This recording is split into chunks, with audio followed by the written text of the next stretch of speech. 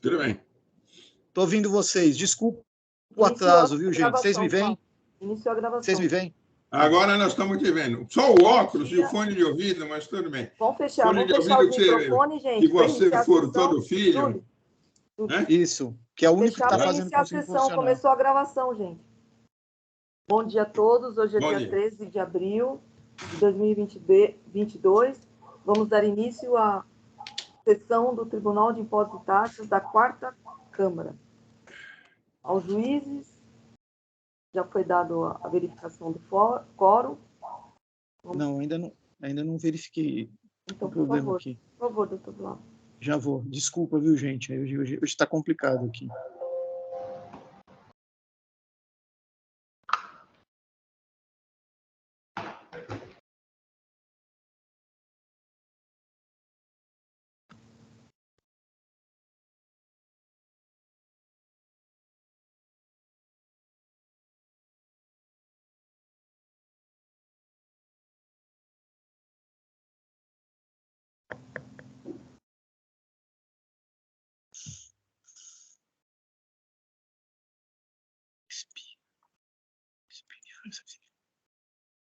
Já vai entrar aqui o sistema.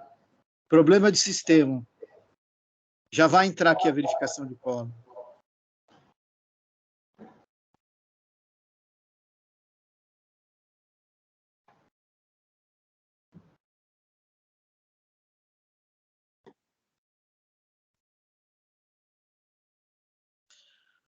Ah, Deus.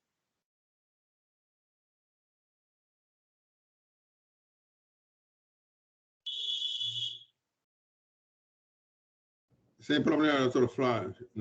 Já a gente faz. Né? Tá, é um minutinho aqui que hoje eu tô com muito problema realmente aqui de sistema, tá, gente?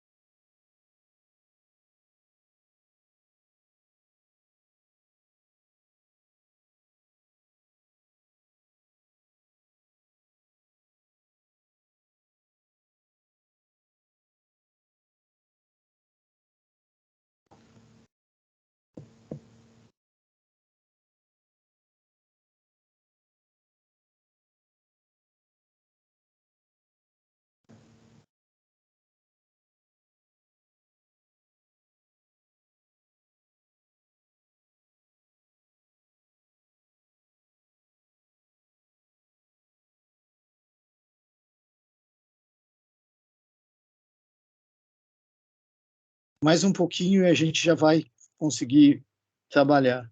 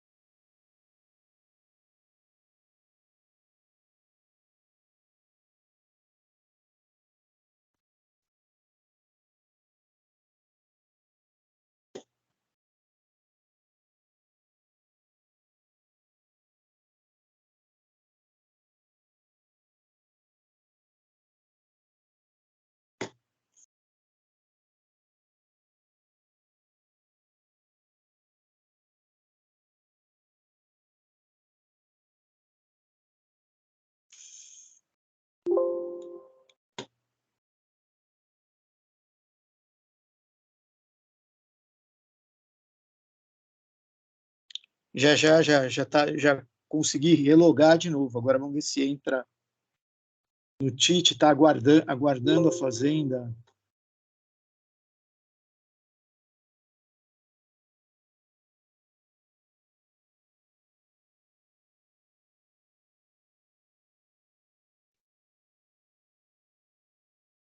E é isso, você não quer interromper um pouquinho a gravação, então a gente entra de novo depois?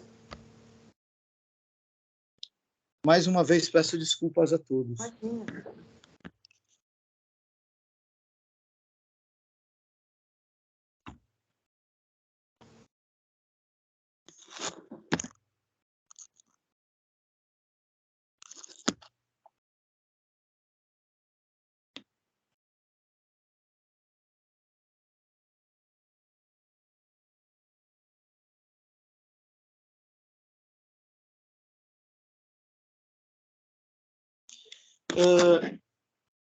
Consegui. Tenho já faço a confirmação da presença? Já, pode fazer. Tá, para a gente voltar para...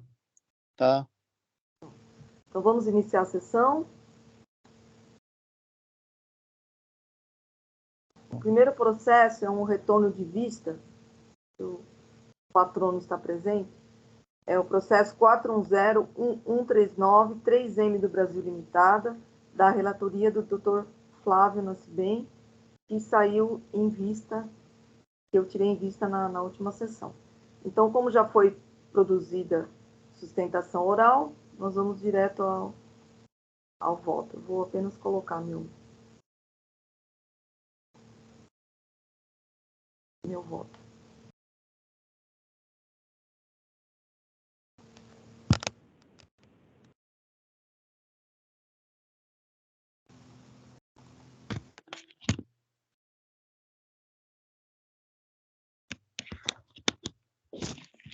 Doutor Flávio, o senhor tem que... Tenho que confirmar o meu voto. Não, ainda não. Ainda não. Sou eu.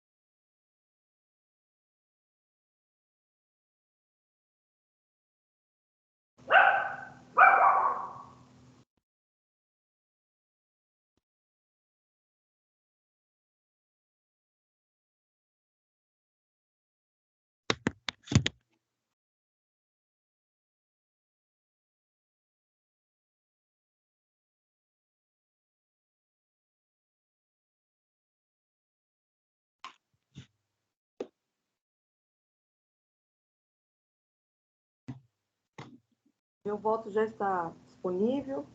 Eu vou passar a leitura dele. Adoto integralmente o relatório do ilustre juiz relator Flávio Nascibem de Freitas, a quem peço minhas homenagens. Pedi vista dos autos para melhor análise da efetiva existência de provas comprobatórias da participação da empresa autuada, a recorrida, na fraude perpetrada. Data vênia, ouso discordar do nobre colega relator. A operação em debate, em resumo, é a seguinte, como bem relatado pelo julgador monocrático. Em suma, a operação consistiu na constatação que operações realizadas para fora do Estado seriam simuladas, realizadas dos estabelecimentos chamados como A para os chamados B, controlados por Flávio Teixeira da Costa, de forma que a mercadoria retornaria para este Estado, sendo adquirida por estabelecimento de fachada, controladas por Demerval Valentim dos Santos. Esses estabelecimentos, chamados de C, eram os responsáveis pelo recolhimento do tributo na volta da mercadoria a São Paulo e foram considerados nulos pelo fisco, conforme folhas 299 a 1469. Após serem adquiridos sem o recolhimento do tributo devido por substituição tributária, os produtos eram revendidos para os chamados estabelecimentos D, controlados por Flávio Teixeira da Costa, que revendiam a mercadoria já livre do ICMS devido à substituição tributária dentro do Estado. Tal manobra permitiria vantagem econômica ao estabelecimento A, no caso o acusado, 3M, e ao estabelecimento D, no caso solidário Log Access.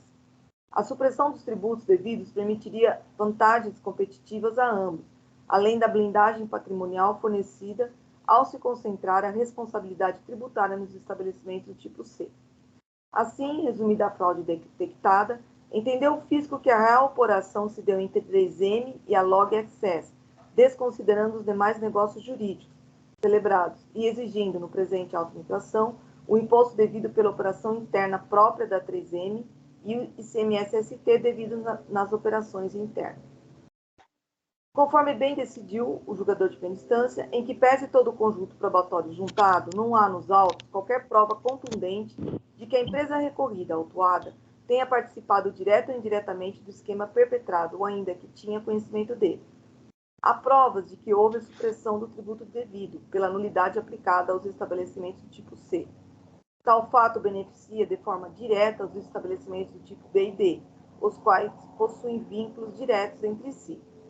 É certo que, indiretamente, a empresa autuada, recorrida, foi beneficiada em função da maior penetração de seus produtos no mercado paulista, mas, no meu sentir, e após análise das provas acostadas, não existe nos autos quaisquer provas de que a recorrida tinha ciência do que ocorria após suas vendas a F mais par, estabelecimento B. Importante notar que os negócios jurídicos realizados com empresas nulas foram entabulados pelos contribuintes do tipo B e D. Repita-se, a autuada se encontrava na posição dos contribuintes de tipo A. Não há comprovação da participação efetiva da recorrida na fraude, seu conhecimento ou a saída da mercadoria do Estado.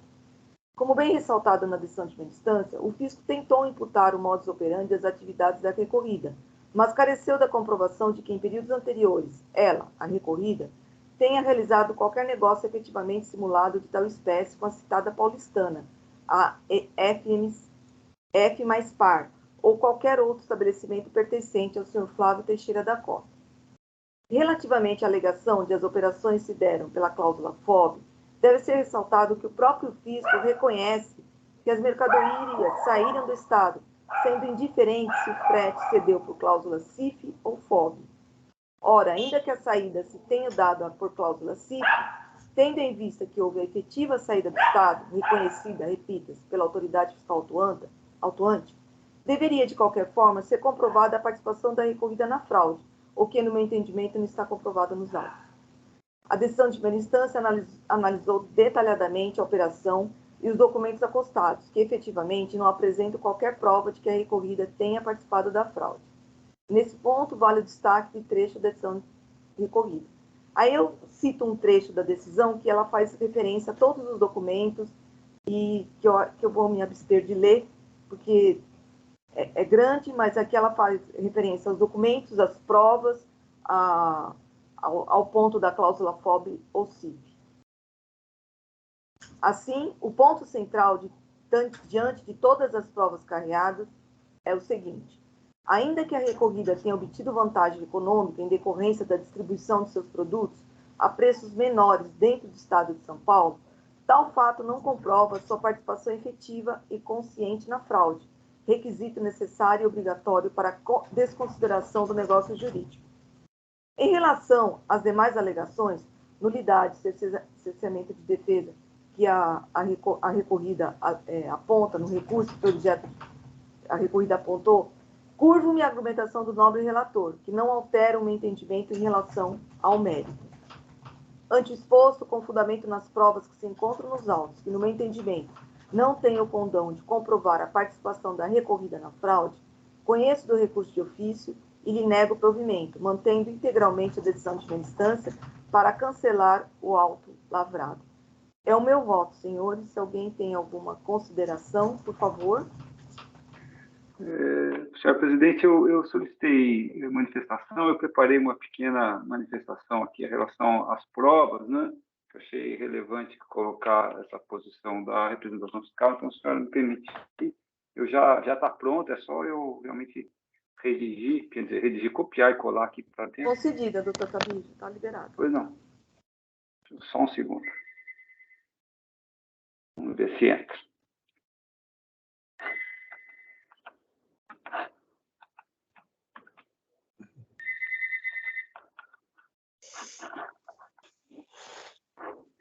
Está meio lento aqui, mas vamos ver se entra.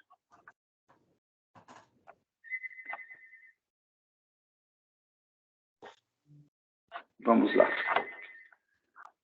Tendo em consideração os votos lançados, esta representação fiscal pede vênia, acolhendo a quarta Câmara julgadora, para expor considerações que entende relevantes para a controvérsia e que demonstram acertos da autuação.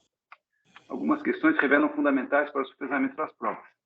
A recorrida afirmou peremptoriamente que relatos circunstanciados de demais peças trazidas pelo Sr. FRE asseveravam que ocorreram as operações interestaduais, o transporte das mercadorias e que houve equívoco em pequena parte das notas fiscais que constaram em coteiro e CIF.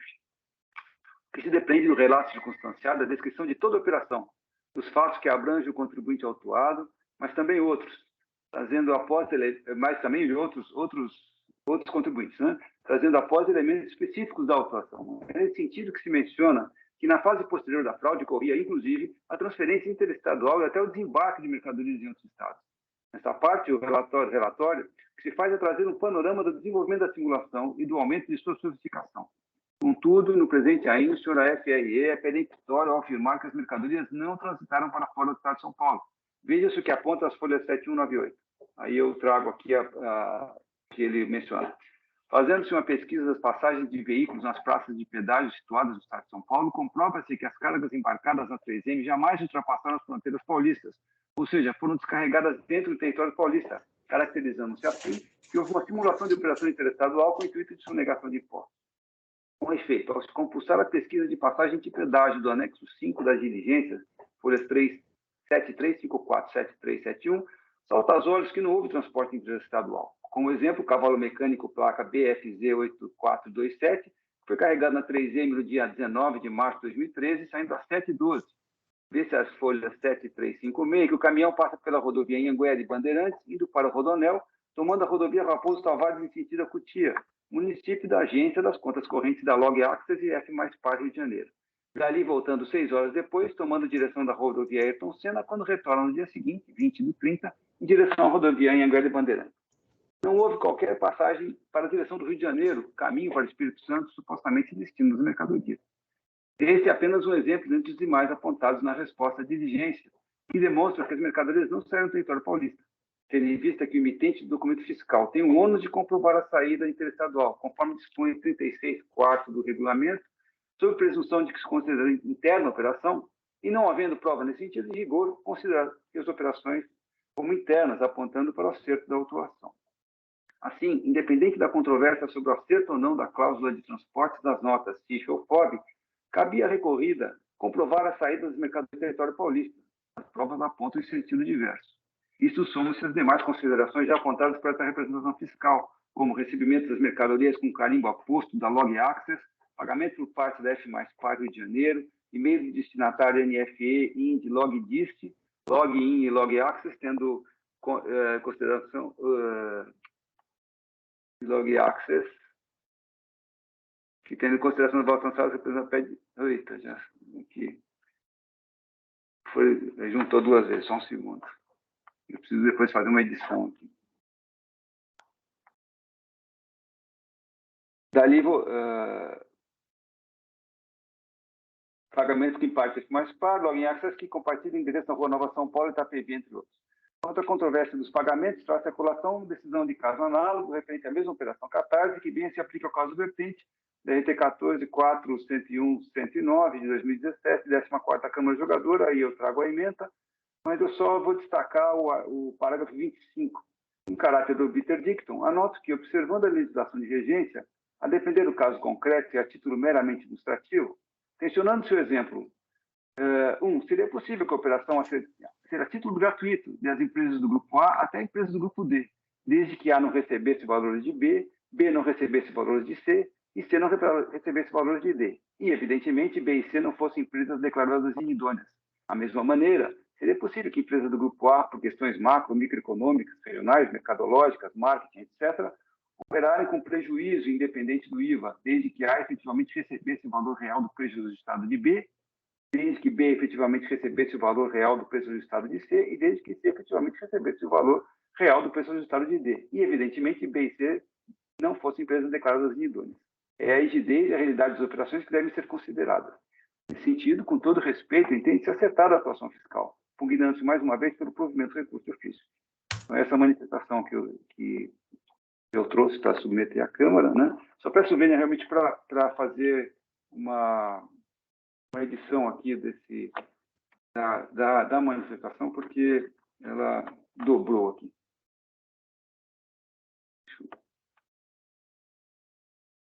Enquanto o doutor Sabir faz a sua correção, né? Para todos os efeitos, a Operação Catarse. Essa Operação Catarse ela foi muito, eu vou dizer, muito bem feita pelo fisco, tá? houve aí um plano de trabalho muito grande, foram mais de 25 empresas, todas, por incrível que pareça, grandes empresas, tá? Não temos quase que empresa pequena nenhuma, eram grandes operações. Em algumas dessas operações, tá? O fisco, em relação a também algumas empresas, ele teve o cuidado de ir atrás dos caminhões para ver qual que era o percurso do caminhão. Né? E pelo volume, pela forma de pagamento, pelos valores, eu acho muito difícil. Eu julguei vários desses processos, tá? É muito difícil dizer, olha, a autuada aqui, ela não era partícipe ou não tem provas, pelo contrário. E aí, mais interessante ainda, se nós somos na jurisprudência do nosso tribunal, e eu colocar simplesmente a palavra catarse, então nós temos aqui, olha, que eu abro aqui, tá, só para vivenciar ao vivo e a cores, eu abro praticamente três faixas, né, 3 folhas de autuações, né, e todos assim, inclusive em relação ao solidário, são acusações mantidas. Eu vou numa interessante aqui, olha, especial, né, a ICMS, Operação Catarse, comprovação da fraude e simulações de operações interestaduais, prova do destino final das mercadorias em estabelecimento localizado do Estado de São Paulo, desconsideração das operações para consignar as operações internas com a existência do ICMS-ST, da diferença das alíquotas estaduais e internas, ICMS próprio, responsabilidade do contribuinte remetente das mercadorias e na qualidade de sujeito passivo, obrigação de envolvidos nas operações de destino e qualidade de responsável solidário. Recurso especial do contribuinte não conhecido, recurso especial do solidário não conhecido. Essa decisão, vamos abrir aqui, ela foi tirada... Abre, a Fazenda hoje está muito lenta. Conteúdo, JavaScript. Um pouquinho que ele está tendo um problema de consulta no JavaScript. Agora abriu 3 vezes. Vamos ver. Fraude estruturada, não é essa que eu quero. Diligência. Não é nenhuma dessas daqui que eu quero. O parecer da representação fiscal, aliás, é muito pontual nesse sentido, essa daqui. Olha. Tá. Este processo em específico que eu acabei de ler, de Câmara Superior, tá? Ele foi relatado pelo Dr. Marcos Antônio Veríssimo Teixeira, tá? Em 12 de março de 22. Eu não sei se é esse que eu relatei, mas tudo bem, nem vou verificar. E, efetivamente, tá? Ele vai muito exatamente no ponto em relação à estrutura da Operação Catarse. Tá? Então, quando a gente fala em prova, a questão toda está dentro dessa chamada estrutura dessa Operação Catarse. Tá? Existe um outro também de Câmara de Serviços, existem vários, tá? Em grau de recurso especial, que é o 41.00960, tá? Da mesma forma, ele era Maria Augusta Sanches, tá? E ela diz, olha, falta de pagamento do imposto, deixa eu aumentar aqui, senão eu não vou conseguir ler. Falta de pagamento do imposto, tá? Próprio, simulação de vendas interestaduais, recurso especial do contribuinte não com insistência com a espécie do recurso administrativo, recurso especial dos devedores não conhecido por decisão baseou-se no acervo fático probatório. Então, efetivamente, a prova deste processo aqui que eu estou lendo, deste processo que nós estamos julgando, é no mesmo sentido, é o mesmo tipo de prova, é a mesma ação, tá? Aquilo que eu falei, o fisco ele tomou 25 contribuintes em que ele achou, né? Agora nós estamos na moda de falar em aderência, né? Então, quando ele estava analisando a questão da chamada aderência, tá? Isso está em moda na Fazenda hoje, ele verificou que realmente tinha um grande número de operações com substituição tributária com uma determinada empresa, no caso do nosso processo, a F mais Par, e dentro dessa... E Nosso processo é uma delas. É. Eu sei que o Zuli está explicando, mostrando a jurisprudência, mas qual foi o fundamento do meu voto? O fundamento é que não saiu do Estado. Não saiu do Estado. E era impossível aquele cara do Rio e aquelas outras duas empresas fazerem operação Fazer dele. essa operação. E eles não tinham por que existir se não fosse para vantagem econômica. Mas, Não tem por que doutores, esses caras existirem. Mas o próprio fisco reconhece que saiu, independente de ser CIF, só. Eu concordo com vocês dessa operação. Eu já votei em outros casos desfavorável à empresa, mas o meu entendimento é que nesse caso específico, eu acho que a gente tem que olhar caso a caso. Bem, a operação foi grande, o fisco fez um excelente trabalho. Eu acho que nesse caso não ficou. Tanto que a decisão de primeira instância ela é muito minuciosa e o próprio julgador cancelou. Então, data vênia o entendimento dos meus pares, doutor Zuli, doutor Flávio, eu vou manter meu voto. Então, se a gente puder passar para a votação... Respeito, discordo, mas respeito. Então, a gente tem, eu acho assim, a decisão de primeira instância ela está muito detalhada e o ponto é, tudo bem, não saiu, mas o fisco reconhece que saiu. Tem reconhecimento expresso que as mercadorias saíram. Não, então, as mercadorias saíram, não há dúvida. O problema é que elas ficaram dentro do Estado. E aí o que não, se fez? saíram do Estado, Zuli. Tem manifestação expressa nesse sentido. Então, eu concordo com vocês que é uma operação grande, que o fisco, que o Estado fez um excelente trabalho, mas nesse caso em particular, eu acho que não ficou comprovada a participação na fraude. A despeito de ter obtido vantagem na distribuição das mercadorias, mas eu acho que para desconsideração tem que estar comprovado, porque é muito sério isso, que não contribuinte, qualquer fraude perpetrada, não, mas essa é a operação, então vamos manter. Então, por isso, eu vou manter meu voto. Doutor Argos, o senhor... É que eu acho muito difícil, pelo número de operações aqui, o número de operações é absurda, feito, e pela forma, tudo, não havia participação direta, porque o objetivo dele foi exatamente cortar a substituição tributária. E a vantagem disso é muito grande, realmente é muito grande. Presidente, eu vou aqui com a licença dos meus colegas, eu vou acompanhá-la. Eu dei uma estudada nesse caso antes, chegamos até a falar rapidamente sobre ele, mas, na verdade, me chama a atenção, e eu vou aproveitar aqui que está aberto na minha tela, a leitura do item 47 da decisão de primeiro grau, que a senhora colocou aqui. Tá? Em suma, não há nos autos e-mail, contrato, declaração ou qualquer outro tipo de prova que possa inferir de forma contundente que a triangulação arquitetada entre os estabelecimentos B e D, né, do senhor Flávio, envolvendo os estabelecimentos nulos do senhor C, eram de conhecimento da 3M. Para a séria acusação imputada, é necessário que se haja certeza da participação da 3M, uma vez que as mercadorias reconhecidamente saíram do Estado, motivo pelo qual a desconsideração dos negócios jurídicos praticados entre A e B foi indevida, em que pese entender-se que, de fato, houve a supressão de tributos nas operações realizadas entre B, C e D. Isto, sim, efetivamente comprovado pelo conjunto probatório. Portanto, de modo algum, está se desconsiderando que houve prejuízo, sim, exatamente, que houve a fraude, sim, mas aqui, neste caso dos autos, de maneira diferente, peculiar, tangencial ou não aos outros processos, que inclusive eu também já julguei, e já de maneira desfavorável a determinadas empresas que ali participaram, nestes autos aqui, o que está sumariamente comprovado é fraude envolvendo B, C e D. Como a autuada é a empresa A, e do ponto de vista probante, não se comprovou que ela efetivamente teve participação dolosa ou não nessa vantagem tributária advinda desse esquema, é por isso que eu vou com as vendas dos meus colegas aqui acompanhado.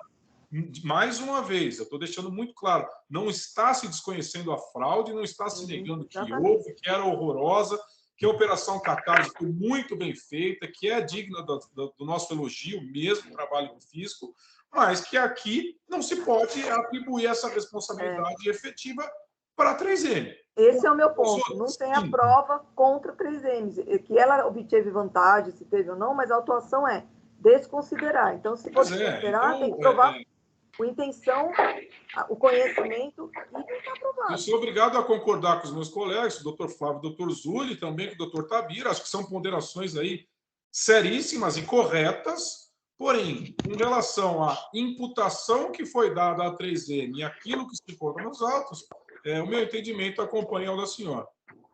Eu quero deixar bem claro que é esse ponto mesmo. Em outros casos, eu votei desfavorável ao contribuinte, mas tinha comprovação. Tinha comprovação. No caso aqui, não tem. Entendeu? Também teve a vantagem, teve supressão de tributo, teve. A operação está configurada, mas o que a gente tem que julgar aqui, se a 3M teve participação ou não. E eu, no meu entender, não teve. Então, por isso que eu vou manter meu voto. Ok? Vamos, então, para a votação. Eu vou encerrar os debates.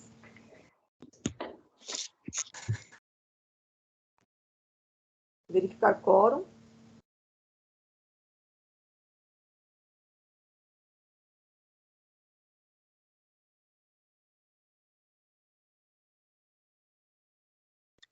Iniciar a votação.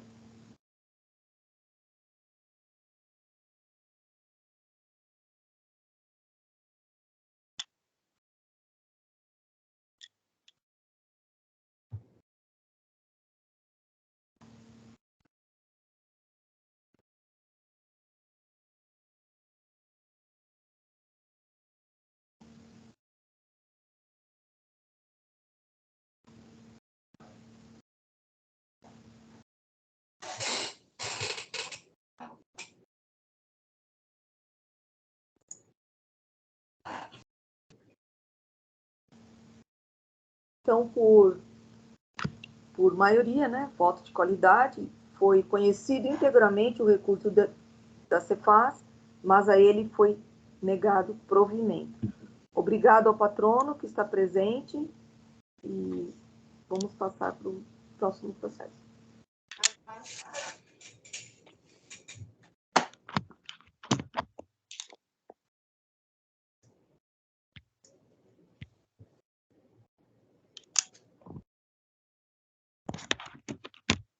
O próximo processo, que tem o patrono presente, o doutor Luiz Paulo. O doutor Luiz Paulo está presente, é o processo 403-9362, Indústria e Comércio de Bebidas, Funada Limitada, da relatoria do doutor Zulli. Doutor, o senhor dispensa a leitura do relatório? Dispenso, doutora. Um momentinho só.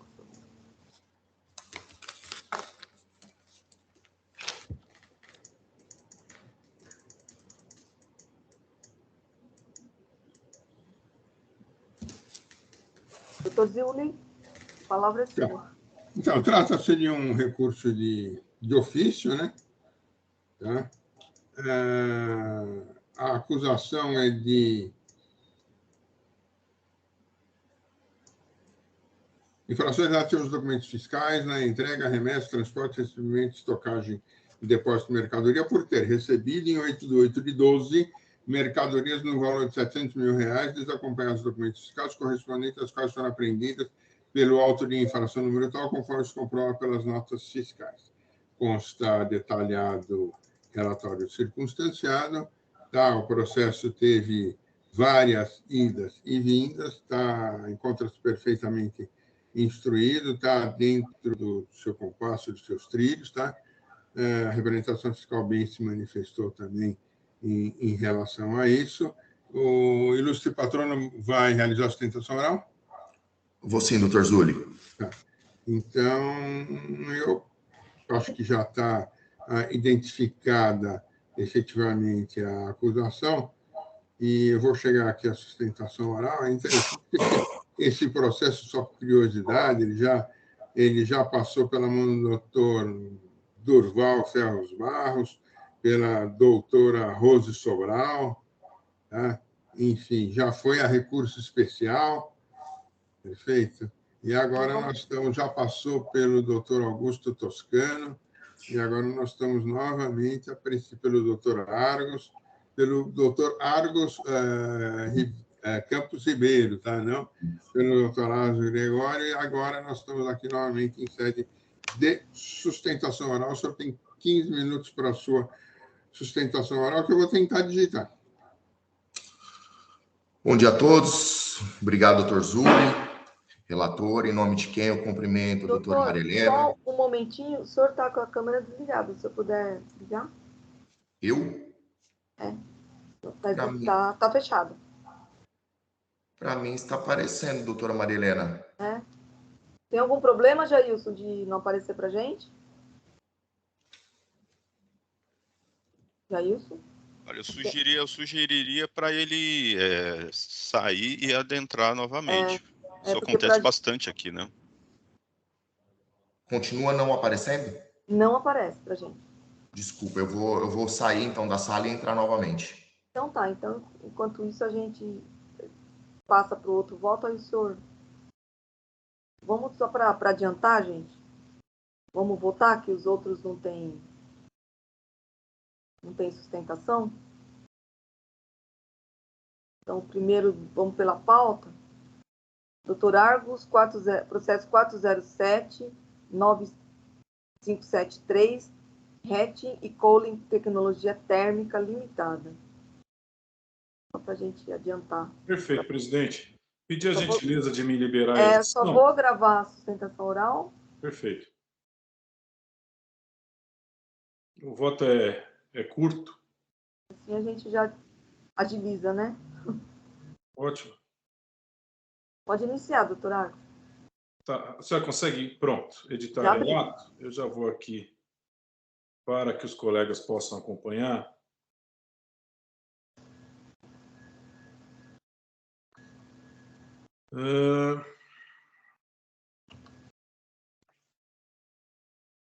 Tudo bem. Só registrando. Salvar e fechar. Sem questão antecedente. Bom, o voto já se encontra registrado. Então, só aqui, para aqueles que eventualmente nos acompanham, é um auto de infração contendo 3 infrações, 2 de crédito indevido e a outra de escrituração irregular, né? Em verdade, a primeira infração, crédito indevido acima daquele limite de 1,48 por mês, relativo à aquisição de ativo imobilizado. A segunda infração, escrituração com irregularidades, colocação de CFOP incorreto e por aí vai. E a terceira infração também, crédito indevido, decorrente de operações sujeitas ao regime de ST, né? Então, eu passo aqui já a leitura do voto. Eu vou às páginas 25 e 29 e da leitura do recurso ordinário, encontro junto ao item introdução a narrativa dos fatos, seguida de imediato o que entendeu tratar-se do mérito. Assim, resumido, eu vou ler aqui para ficar muito clara qual é a linha da defesa e a linha do meu voto. Diz aqui a recorrente: uma vez que a Fazenda Pública ingressar com o seu recurso de ofício com vistas a buscar uma decisão que lhe fosse favorável, deveria o nobre julgador daquela colenda da Sexta Câmara de Julgamento decidir a lide pautada nos artigos 14 e 15 da 13457 suas atualizações. Porém, não foi o que de fato ocorreu, ou até mesmo optar pela reforma do julgado com vistas a sanar os vícios que entendeu por existir. Excelência, vício ou obscuridade na decisão proferida em 17 de fevereiro no julgamento não há. Fato é que a própria colenda da Sexta Câmara reconhece seu relatório no item 16 a brilhante decisão proferida em favor do contribuinte já mencionado nesta exordial. Senhores, só para que fique claro, eu vou apontar aqui que a linha de defesa da recorrente se pauta na seguinte tese: houve uma decisão de primeiro grau favorável, desta decisão houve a interposição de recurso e o TIT entendeu que a decisão deveria ser anulada. Portanto, assim anulada a decisão, o iter processual o processo volta ao julgador tributário para que se dê nova decisão, baseado no seu entendimento, seja ele qual for. Ponto. O contribuinte quer crer que, uma vez que ele teve uma decisão favorável, que esta decisão lhe seria perpétua, que os efeitos dessa decisão lhe seriam ali perpétuos. Então, ele alega, por todo o seu recurso, que houve um erro aqui, que ele tinha uma decisão favorável, que não pode, portanto, ele ser prejudicado e por aí vai. Como todas as vênias ao trabalho do ilustre patrono, a decisão ela não é perpétua. A decisão é submetida ao duplo grau de jurisdição. Neste tribunal se decidiu por anulá-la. A decisão nula não tem qualquer efeito nesse processo. Portanto, corretamente, o processo retornou à primeira instância novamente, nova decisão foi dada, a decisão essa que se deu em desacordo com os interesses do contribuinte, que se insurge dizendo isso é um absurdo, eu tinha uma decisão positiva.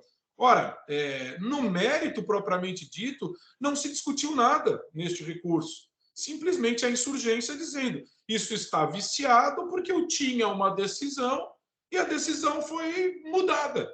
Na verdade, é um trâmite normal do processo, assim como se dermos uma decisão favorável ou desfavorável nesta esfera administrativa, vai à Câmara Superior, se da interposição de recurso, que pode anular a nossa decisão. Portanto, a decisão não é perpétua, a decisão não é imutável. É o que aconteceu nos autos. Portanto, eu já anuncio que eu estou negando o provimento, porque não há qualquer nulidade, qualquer vício. E, em contrapartida, não há nenhuma outra fundamentação com relação ao próprio AI em questão. Então, eu vou ler aqui rapidamente. De imediato, coleciono quanto exposto pela representação as folhas 2543, cito ali, na mesma atuada, valho-me das observações encontradas aos itens 13 e 14, e eu vou ler aqui só para que fique claro o que disse a representação fiscal.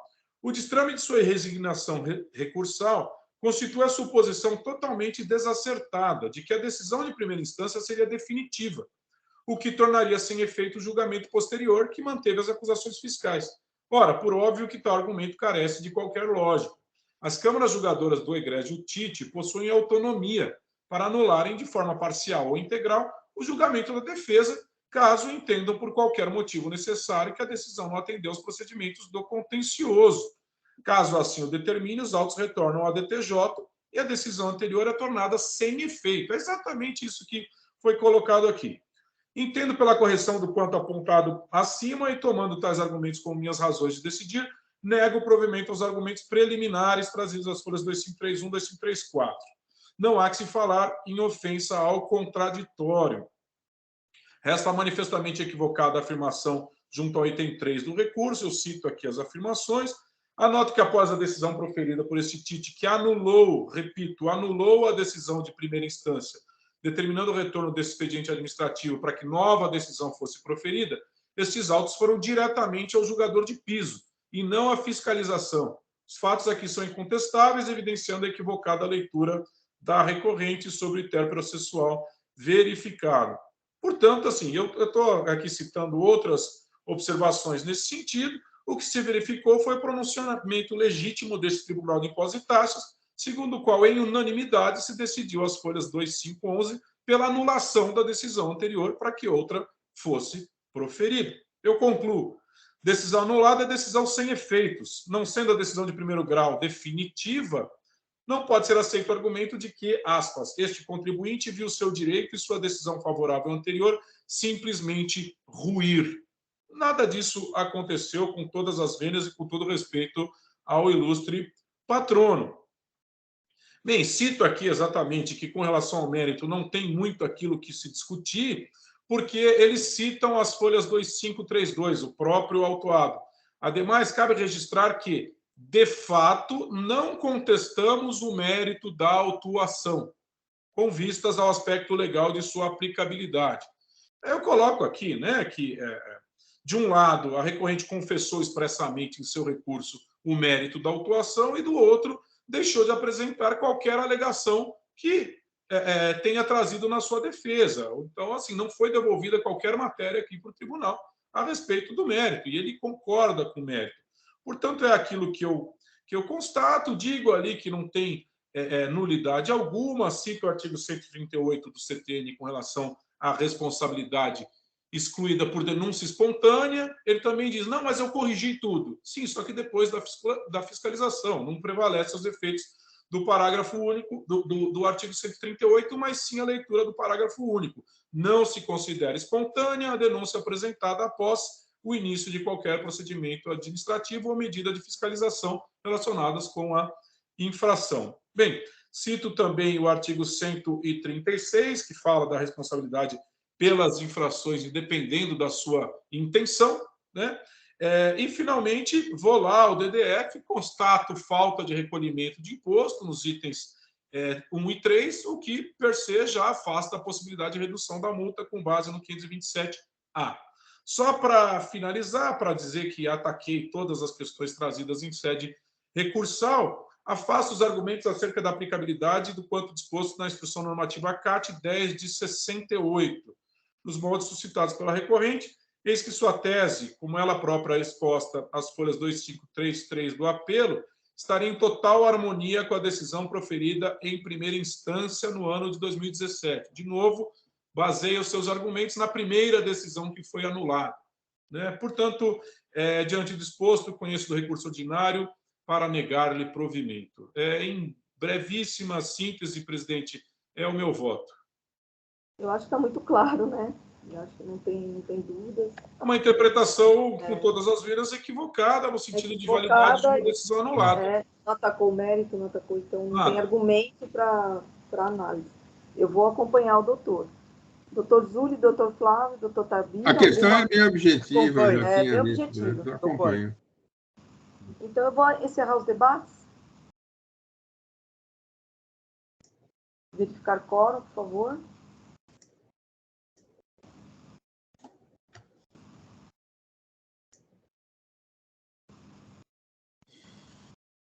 Iniciar a votação.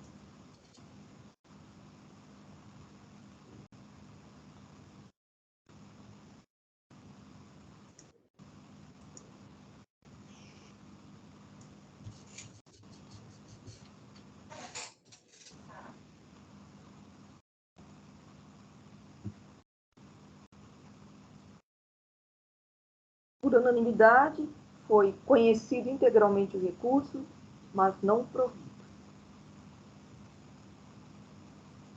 Agora nós vamos retornar, só vou entrar no processo de novo para devolver a fala para o doutor, só um momentinho.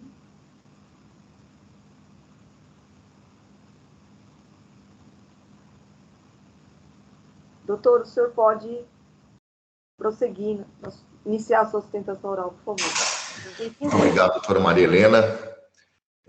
Em nome de quem eu cumprimento os demais juízes deste egrégio tribunal, doutor Rafael Zuli Neto, ilustríssimo relator, doutor Argos, doutor Flávio. Como bem já observado pelo doutor Rafael, o processo em questão teve idas e vindas no tribunal, a autuação foi integralmente cancelada em primeiro grau, decisão mantida pela 6ª Câmara do TIT, e posteriormente, quando remetida à Câmara Superior, sob a relatoria do Dr. Argos Campos, não Dr. Argos Gregório, foi dado provimento ao recurso da Fazenda, entendendo uma eventual ausência de elo jurídico entre a não posse desse bem e a ausência de nota fiscal lá no momento anterior do recebimento. E como bem colocado pelo Dr. Rafael, se trata de autuação fiscal sob o argumento de que houve o recebimento de mercadoria desacompanhada de nota fiscal, uma vez que cassada a inscrição estadual de uma empresa chamada IEPA Serviços Industriais Limitada, com quem não tem elo jurídico nenhuma essa operação que a gente vai colocar para vocês. O que se refere à empresa em questão, a recorrente, a Indústria de Comércio de Bebidas Funab, é uma empresa de bebidas que fabrica essencialmente tubaína e que tem a sua grande produção embalada através de produtos de embalagens PET. Tá? Em 2005, a autuação é de 2014. Em 2005, ela promoveu um empréstimo de uma máquina sopradora, esse é o fundamento da acusação, uma máquina sopradora que desenvolve justamente essa embalagem PET, com a empresa CAPES Embalagens. Só para a gente fazer, e aí a gente faz abre um parênteses. A empresa CAPES era a exclusiva representante da maior multinacional desse segmento existente no Brasil. Para a gente poder ter um pouco mais de visualização, se a gente verificar essas embalagens de leite longa-vida, em que tem exclusividade no Brasil a empresa Tetra Pak, no setor de embalagem PET, a gente está se falando de uma empresa em nível proporcional à Tetra Pak. Pois bem, a Funada celebrou em 2005 um contrato de empréstimo de uma máquina sopradora com essa empresa CAPES. Tá? Foi emitida a nota fiscal devidamente constante nos autos, nota fiscal de número 1976.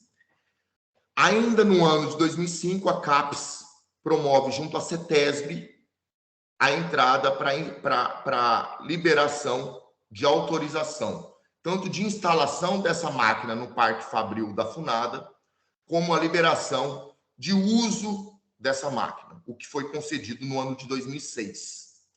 No ano de 2008, a Funada celebra com essa empresa que teve a cassação posteriormente, lá em 2012, IEPA, um contrato de prestação de serviço e um contrato de comodato em que ela cede uma parte do Parque Fabril para a IEPA desenvolver a sua atividade. Nesse mesmo ano de 2008, a IEPA, não só regular perante a CADESP, mas também perante a Prefeitura Municipal de Presidente Prudente, com certidão de regularidade, funcionários próprios, inicia toda a sua atividade de prestação de serviço nessa máquina de sopro que produz essa embalagem PET. Nesse ano de 2008, a CAPES, então proprietária dessa máquina, vende a máquina para a indústria de embalagem da Amazônia. Tá? E, na mesma data, a indústria de embalagens da Amazônia promove um contrato de comodato dessa máquina com a IEPA, já localizada no Parque Fabril da Funada. Ou seja, essa nova nota fiscal que foi emitida, já foi emitida para a IEPA no Parque Fabril da Funada. Isso é muito importante, tá? Nós colocarmos. E assim ocorre toda a operação. Em 2012, a IEPA teve a sua inscrição cassada. Logo em seguida, a IEPA entra com mandado de segurança junto no polo ativo com a embalagens, com a indústria de embalagem, então proprietária do bem, para poder promover a saída dessa máquina do Parque Fabril da Funada e mudando de endereço. Por que eu estou colocando tudo isso? Para a gente demonstrar que, lá em 2005, teve uma nota fiscal que deu ingresso nesse maquinário dentro do Parque Fabril da Funada. Tá? Operação totalmente acobertada de nota fiscal. E, a partir desse momento, deixa de ter a Funada qualquer posse e propriedade, logicamente, desse mesmo produto. E aí vem algumas conclusões. Primeiro, ainda que se entenda que as razões do recurso de ofício merecem provimento, pelos autos, é incontroverso que, desde 2005, não só pela emissão da nota fiscal, mas também pela licença da CETESB, esse produto, esse maquinário se encontra no estabelecimento da recorrida. Então, primeira conclusão, se tivesse fundamento, entrada de mercadoria desacompanhada de documentação fiscal, o que se admite a título de argumentação, nós teríamos um lapso aí até 1/1/2012 para a realização do lançamento fiscal, sob pena de infringir lá o artigo 173.1 do CTN. Ainda que o fisco admita que não tinha condições de saber das operações, nós temos uma nota fiscal de número 1976, constante nos autos, emitida em setembro de 2005 pela empresa CAPES, onde demonstra a remessa dessa mercadoria para o estabelecimento da autuada. No que se refere ao mérito, nós temos essa mesma nota fiscal 1976, emitida pela CAPES, depois uma venda de maquinário da CAPES para a indústria de embalagem da Amazônia, emitindo uma nova nota fiscal de número 5.330, em 2008, em que esse produto não sai do estabelecimento da autuada em nenhum momento, e em nenhum momento retorna.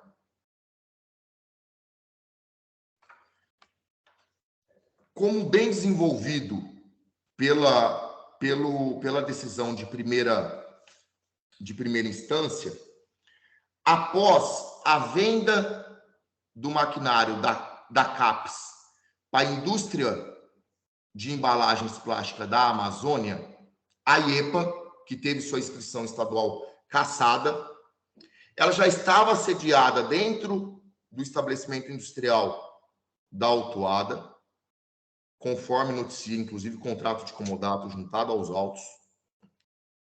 A IEPA, na data de venda desse maquinário, em 2008, firmou o contrato de comodato com a indústria de embalagem, proprietária do bem, nova proprietária do bem. E a IEPA apenas deixou de prestar o serviço para a autuada, conforme o laudo, inclusive, da própria CETESB, constante nos autos, lá em setembro de 2012. Se a gente pega como fato jurídico, da apreensão do bem, a venda do referido bem, esse já estava em posse da IEPA, não havendo uma nova entrada no estabelecimento da autuada. Então, há sim relevância no argumento de posse, uma vez que a posse não era da autuada e muito menos a propriedade. Como então falar em recebimento de mercadoria desacompanhada de nota fiscal?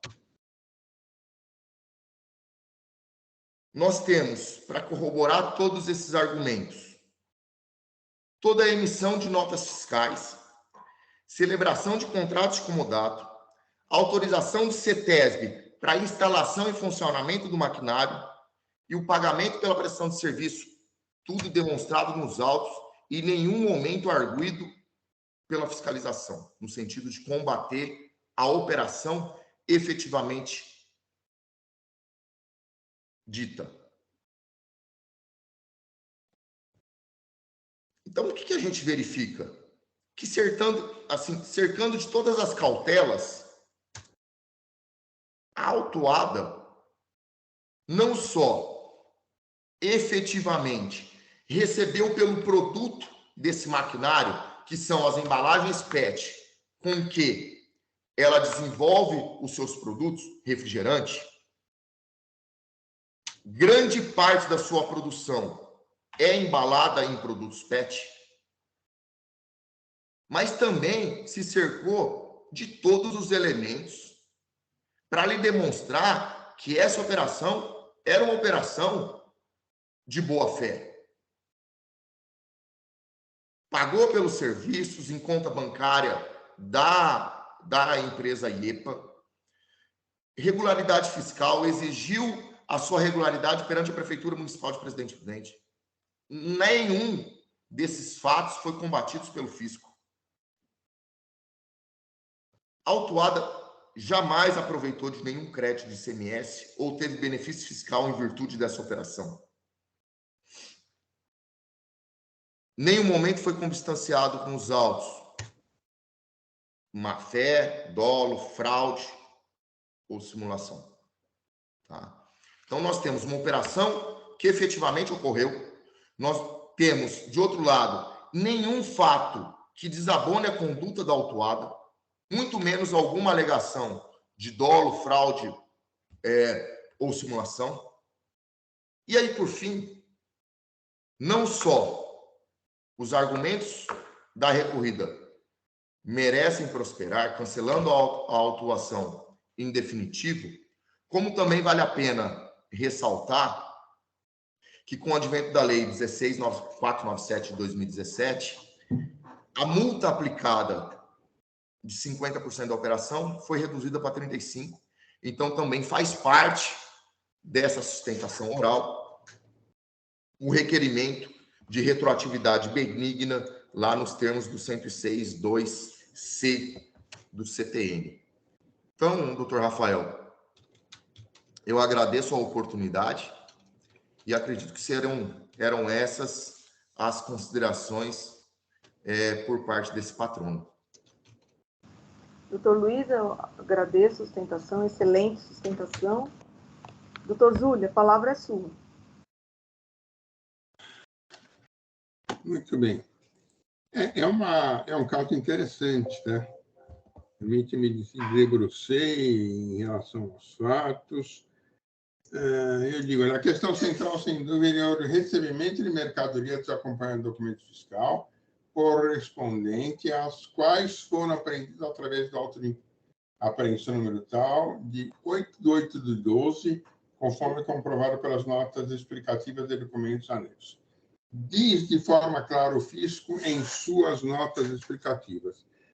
Trabalhos iniciados em decorrência do relatório de informações produzidos pela Assistência de Inteligência Fiscal da Secretaria da Fazenda em face das investigações levantadas e efeito da Operação Etileno. Em 8/8/12, os agentes fiscais de renda Fernando Mauro Gato e Tadeu Ferreira Gonçalves compareceram ao estabelecimento da Indústria Comércio de Bebidas Funada, localizado na Avenida Presidente Juscelino Kubitschek de Oliveira, bairro Esquema, do município de Presidente Butrem, para verificar se havia outro estabelecimento inscrito e atividade no mesmo endereço. Ao proceder às diligências fiscais necessárias, foram informados que as dependências do Parque Industrial da Indústria de Comércio de Bebidas Funada estavam em atividade e o estabelecimento denominado IEPA, Serviços Industriais Limitadas, EPP, CNPJ número tal, que prestava serviço de sopro de garrafas plásticas. Tá? Essa é a história. Verificamos, então, que num dos barracões do Parque Industrial da área de Comércio de Bebidas Limitada, né, Funada, existia uma máquina sopradora de pré-forma PET modelo SO, ano 2005, em seus periféricos, sendo que o senhor Alves da Cruz se apresentou como gerente responsável pelo estabelecimento denominado IEPA, Serviços Industriais, e informou que a máquina era de propriedade do respectivo estabelecimento. Para dar início aos procedimentos fiscais, foi apresentada a ordem de serviço número tal e acolhida a assinatura do senhor Alceu Alves da Cruz. O agente fiscal, aliás, o senhor Alceu Alves da Cruz declarou que a IEPA prestava serviço sobre de forma exclusivamente para a indústria de bebidas Funada e foi solicitado ao senhor Alceu a nota fiscal correspondente à entrada da mercadoria sopradora de forma PET, sendo que não foi fornecido nenhum documento. Então, o que o fisco, naquele momento, quis saber é o seguinte: está aqui essa máquina, cadê o documento fiscal que deu origem à entrada dessa máquina aqui dentro do Parque Industrial da empresa Funada e que diz ser sua máquina em razão de você estar prestando esse serviço dentro do Parque Industrial. Em decorrência de a máquina sopradora estar acompanhando o documento fiscal, a mesma foi apreendida através do auto de apreensão número tal, em 8/8/12, notificada a empresa Indústria Comércio de Bebidas Funadas, declara o quê? E aí ela diz, fabrica e envasa e, para tanto, utiliza, além de outros insumos, materiais de embalagem, tais como rolhas, PET, plásticas, enfim. Né? Com relação às garrafas plásticas PET, existe um processo mais complexo, que são adquiridas no mercado, as mercadorias denominadas pré-formas. As pré-formas são enviadas para a empresa IEPA, Serviços Industriais, através da nota fiscal número tal, CFOP tal, remessa para a industrialização. Após efetuar o sopro da pré-forma, inflar a pré-forma, esta passa a ser uma garrafa que são enviadas pela PET para a Funada.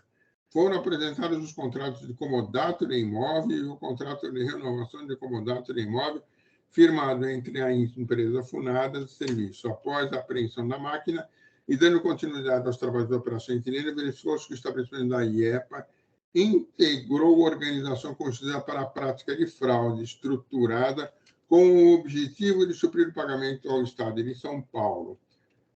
Pelo fato, foi instaurado o procedimento administrativo de cassação para que, através do processo número tal, sendo cassada a eficácia da inscrição número tal, atribuído ao estabelecimento da empresa IEPA, Serviço Industrial Final, Presidente Prudente, tendo sua inscrição sido cassada em 3/10/17. Tendo em vista apurado irregularidades na forma da IEPA Serviços, em virtude da participação em organização ou associação constituída para a prática de fraude fiscal estruturada, assim, entendida aquela decorrente da implementação do esquema de evasão fiscal mediante artifícios envolvendo a simulação ou a dissimulação dos atos de negócios, pessoas e com o potencial de lesividade ao erário com a cassação da eficácia da inscrição. Eu vou pular algumas coisas. Foi comprovado que o estabelecimento da IEPA estava estabelecido dentro do estabelecimento da indústria comercial Funada, em que ambas as empresas possuem relação estrita entre si. A máquina sopradora PET, apreendida através da auto de apreensão tal, estava efetivamente dentro do parque industrial do estabelecimento da empresa Funada. Portanto, para, então, a descrição do fisco. Não vejo existir dúvida de que o referido equipamento encontrava-se dentro do estabelecimento da interessada, bem como encontrava-se desacompanhado de documento fiscal. Por quê? Porque lá na origem nenhum documento foi apresentado. Veja que o fisco compareceu ao estabelecimento da interessada em razão, que é autuada, né? Em razão de operação fiscal programada, com o objetivo de verificar se havia outro estabelecimento inscrito e em atividade do mesmo interesse. No local, presentes auditores da Receita Estadual, estes ali foram informados de que dentro das dependências da autuada estaria em atividade o estabelecimento da denominada IEPA e encontraram uma máquina sopradora sob o número tal e tal em 2005 e seus referidos periféricos, que, segundo informaram, seria de propriedade da IEPA. Fora 5. Na sequência, o fisco solicitou informações, dados da referida empresa e a nota fiscal correspondente à entrada na máquina, todavia, nenhum documento foi fornecido, motivo pelo qual os auditores efetuaram corretamente a apreensão da máquina. Folhas 8. Ainda prosseguindo em seu misto, o fisco constatou que o estabelecimento da IEPA integrou uma organização constituída para a prática de fraude estruturada com o objetivo de suprir o pagamento do ICMS ao Estado de São Paulo, motivo pelo qual foi instaurado o PAC, né, o processo de cassação, e ela acabou sendo cassada. O fisco também apurou, mediante notificação à interessada, que a IEPA prestava serviço de sopro de pré-forma para a produção de garrafa PET com autorização da máquina apreendida, a produção exclusivamente para a interessada. Portanto, como me referi acima, fica evidente a situação a qual restou perfeitamente demonstrada pela Receita Estadual por intermédio de seus agentes, nesse sentido. Deixa eu colocar um maiúsculo aqui. Não foi. Neste sentido, é que está comprovado que a IEPA nunca teve existência de fato de direito de estabelecimento da indústria e comércio de bebidas funadas, efetivamente era detentora da máquina sopradora da pré-forma PET apreendida. Veja, ela estava lá no estabelecimento da Funada. E se a indústria e comércio de bebidas funadas efetivamente era detentora da máquina sopradora de pré-forma, encontrava-se no estabelecimento da interessada lá produzindo garrafas PET para ela, se nenhum documento foi apresentado em relação à máquina faltou um N. origem, máquina, origem, seu proprietário, então, sem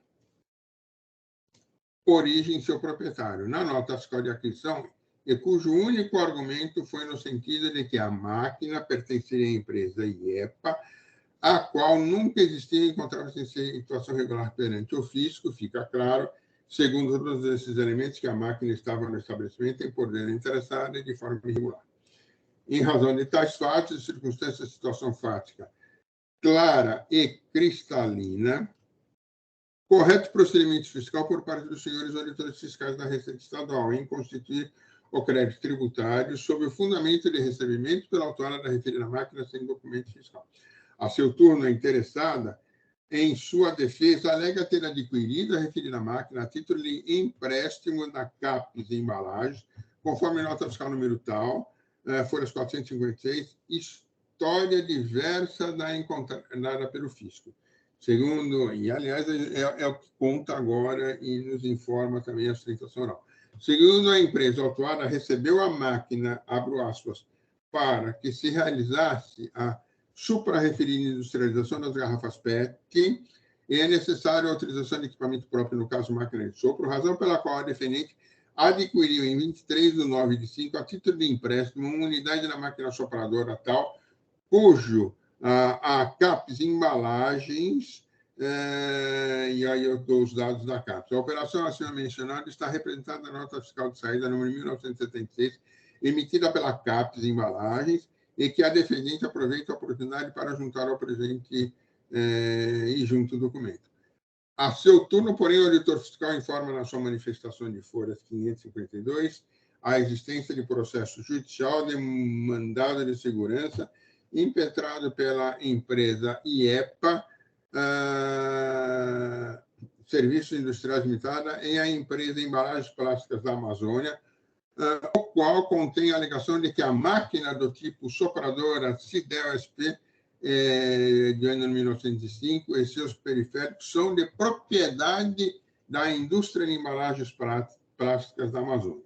O conteúdo da medida judicial consta de forma clara na manifestação fiscal e das informações ali constantes, cuja decisão de 16/4/14 considerou que a referida máquina foi locada à empresa autuada. Aí diz, visto, trata-se de mandado de segurança impetrado pela IEPA, Serviço de Embalagem do Amazonas, conta ato do ilustríssimo do seu chefe do posto fiscal, e aqui eu descrevo a lesão. Consta ainda, as folhas 559, diligência ao fisco interessada que, em resposta, afirmou que locou o maquinário da CAPES e que, posteriormente, a CAPES teria vendido esse maquinário para embalagem plástica da Amazônia. Veja-se, não obstante essa informação, não observo documentos fiscais juntados ao processo que deem suporte a essa movimentação na mercadoria. Ainda como consta da resposta à notificação de folha 566, a operação tida pelo fisco estadual como desacompanhada do argumento fiscal, nota fiscal, envolve, além da defendente, pessoa jurídica distinta da indústria de embalagem plástica da Amazônia, e com efeito, como já mencionado na defesa de folhas, depreende-se da análise da nota fiscal 1976, a emissão em 27/9/5 de documento fiscal pela CAPES sob o número tal, e não pela indústria de embalagem plástica da Amazônia, uma operação de empréstimo da mesma máquina sopradora em favor da defendente. Constata-se assim que a operação que ensejou a lavratura do presente AIM ocorreu entre a defendente e a CAPES Embalagens, proprietária do equipamento em questão. Prova de que se afirma consta da nota fiscal 5.330, emitida em 3/5/2008, em que a CAPES vendeu seu ativo imobiliário, máquina de sopro, à indústria de embalagens plásticas da Amazônia. Ainda o contribuinte trouxe aos autos a nota fiscal 5.330, juntada à folha 577, correspondente à venda de equipamento. Todavia, o que se percebe é o fato de que todas essas empresas envolvidas fizeram parte da CAPES Embalagem, indústria de embalagens plásticas da Amazonas e da fraude estruturada. Nesse sentido, de todo exame, o que fica claro é que o fato de que a interessada não apresentou nenhum documento, aqui ficou no plural, fiscal, desculpe, que lhe daria suporte a estar na posse da referida máquina não seu documento fiscal de folha 55, o documento fiscal, né? Eu me equivoquei aqui. O número 5330, juntado às folhas 577, referente à compra do equipamento. Assim, apesar do chamado livre convencimento do julgador, na forma do artigo 375 do CPC, vigente, que deve, principalmente, estar escudado nas provas do processo, não vejo que o julgador singular trilhado esse caminho, pois acabou por equivocar-se ao fundamentar sua decisão nas questões de posse da máquina, quando de sua apreensão, isto em razão de várias informações prestadas pelo interessado e demais empresas, o que, aliás, nos pareceu proposital, com o único fito de confundir o auditor fiscal da Receita Estadual, todavia, diligente que foi o senhor auditor fiscal, este bem caracterizou a irregularidade. Neste sentido, pode-se afirmar que a infração está caracterizada e corresponde ao recebimento de bem ou bem desacompanhado do documento fiscal, estando interessada na posse de uma mercadoria, o que, apesar de caracterizar a irregularidade, não lhe atribui nenhum efeito fiscal, a não ser lhe corresponder que a esta mercadoria estava desacompanhada do documento fiscal correspondente. Assim, ao ver desse relatório, como bem salientou na adesão em grau de recurso especial, a qual anulou a decisão antes proferida, o estabelecimento autuado foi o destinatário da mercadoria ou bem, tendo-o recebido sem documento fiscal, situação perfeitamente caracterizada, independente da posse do bem recebido ter sido transferido a outro. Então, realmente houve aí um ir e vir, tá? Mas ele acabou retornando, não fisicamente, mas juridicamente, à empresa sem documento nenhum. Ainda diante de toda a situação desse. E, aliás, isso já foi reconhecido quando anulada a decisão em grau especial. Ainda diante de toda a situação descrita nas notas explicativas e na própria defesa da interessada, não vejo dúvida no sentido de que a máquina teve destino certo, ou seja, a interessada como sendo o seu destinatário em operação de remessa. Ademais, a própria interessada, ao pretender arguir a ocorrência de decadência do lançamento para constituir o recebimento da máquina por intermédio da nota fiscal número 1986, datada de 25 de 10 de 66, ou seja, praticamente 6 anos antes da apreensão do bem em seu estabelecimento, sem documento fiscal, a saber, 8/8/12, tá? Acaba por fazer referência aos fatos do recebimento por empréstimo, que já perdurava por mais de 6 anos, aqui é 2006.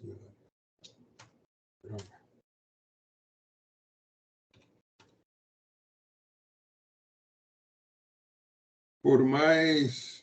Acaba por fazer referência ao fato de recebimento por empréstimo, que já perdurava por mais de 6 anos, o que mostra-se, no mínimo, incompatível com a situação do mundo negocial. De outro lado, em sua defesa, diz que a adquirente da máquina, em 23 de 9 de 2005, em seguida fala a título de empréstimo, ou seja, a própria defesa não tem certeza se a máquina foi adquirida ou recebida por empréstimo, conforme se vê as folhas 424. Dessa forma, pouco importa se o contribuinte entregou a máquina a terceiro para que lhe prestasse serviço, tendo recebido a máquina sem documento fiscal, evidencia a infração interna. Cabe ressaltar também que a nota fiscal número 1976, as folhas 456, não se presta a cobertar o recebimento da máquina, isto porque, referida na nota, foi emitida por CAPES Embalagem, que teve cassada a sua inscrição estadual, através do processo da Cefaz número tal, em virtude de participação de organização ou associação constituída para a prática de fraude estruturada, conforme consta as folhas 541. Consta do Diário Oficial, a seção, página 14, edição de 7/8/14, que, considerando a publicação do Diário Oficial eletrônico, agrava aí, efetivamente, eu transcrevo aquela decisão e a cassação. De outra banda, diante da irregularidade constatada por parte do suposto emitido da nota fiscal, fica evidente ser ela inábil e implícita a sua desclassificação para cobertar, mesmo que por motivo por inabilidade da empresa decorrente da participação em fraude estruturada e, portanto, não produz efeitos jurídicos a que se prestaria. Com relação à própria máquina e sua posse por parte da interessada, essa posse, na prática, não é irrelevante para efeitos fiscais, pois caracteriza a infração a que imputada por estar ela na sua posse de forma irregular, ou seja, recebida sem documento fiscal, ou mediante documento fiscal inábil, desclassificado pelo fisco, caracterizando essa sorte da inflação. Veja-se o esclarecimento do autor do feito às folhas 552. E aqui eu transcrevo a manifestação do fisco. Lembra também a ARF, em sua manifestação em grau de recurso de ofício, item 28, que na licença de operação concedida pela CETESP, Companhia Ambiental, para a operação da autuada em 26/10/12, folha 57, 54, aliás, 57, consta que uma máquina sopradora na relação de equipamento utilizado em sua produção. Portanto, ao ver deste relator, fica evidenciado pelos documentos, e informações trazidas ao processo que a interessada recebeu mercadoria desacompanhada de documentos fiscais. Ainda os demais documentos juntados em defesa adicionais, não vejo que estes possam socorrer a interessada quanto à legalidade do recebimento da referida máquina, tratando-se de documentos outros, os quais, por exemplo, os folhas 470 seguintes, têm relação com a máquina recebida de forma irregular, tratando-se, no caso, de referida nota de 2011 da empresa para a industrialização, da remessa para a industrialização. O documento de folhas 471 refere-se ao retorno da industrialização. Sem dúvida, não se nega que a máquina estava na posse da interessada e por ela estava sendo utilizada. Na mesma linha, os demais documentos juntados, os documentos de folhas 470, tratam-se de documentos de julho de 2012, renovação do contrato de comodato, de imóvel, nenhum desses contratos vieram com firma reconhecida, seus outorgantes, o que poderia determinar a certeza de suas datas de assinatura, por exemplo, 2008. Ainda não vejo, no caso, como acolher argumentos relativos à súmula 509 do Superior Tribunal de Justiça, referente à boa-fé. Trata-se de matéria diametralmente oposta, matéria tratada referida à súmula crédito indevido. Também não vejo como acolher argumento relativo à publicidade. Aí eu falo nele, eu tenho aquele entendimento, né? Então, efetivamente, eu trago essa questão da inidoneidade, da forma, tá? Lembro o Código Civil de 2002, enfim, tá? E aí eu só fiquei numa dúvida agora posta em sustentação oral, quanto à mudança da legislação. O senhor está sustentando em qual norma? Na 14497, de 2017, que foi posterior, que reduziu a multa de 50 para 35. Aí eu tenho ela aqui, mas... Mesma coisa, eu estou 14...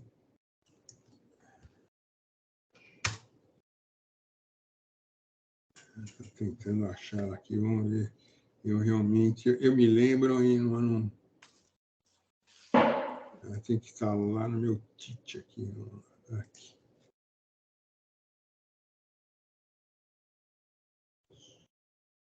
Eu creio que é a Lei 16.497, né? Tá aqui.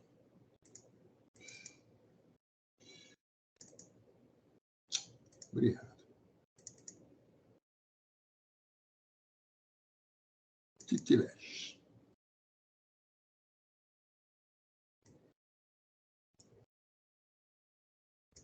Eu estou procurando uma palestra que eu dei outro dia, estava ela, mas não, eu já tinha ele pronto aqui. Eu realmente não falei sobre isso. Meu voto, mas isso é 2 minutos. Né?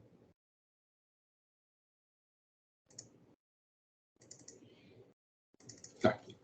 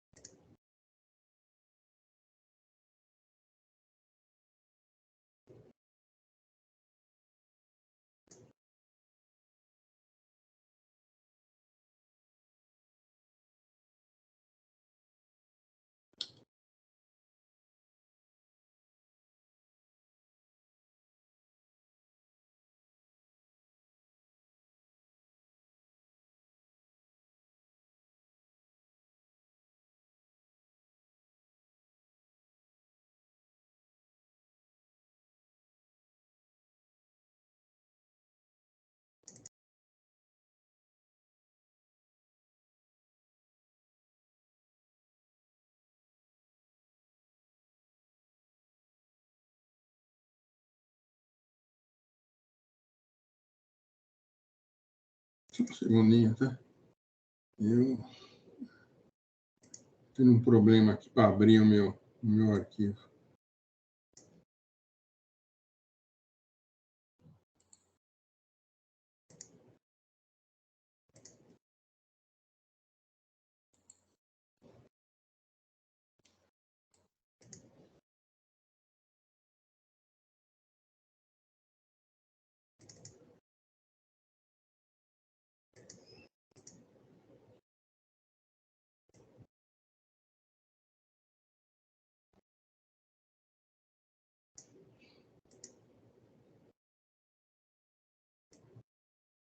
Quatorze, né? 16.497.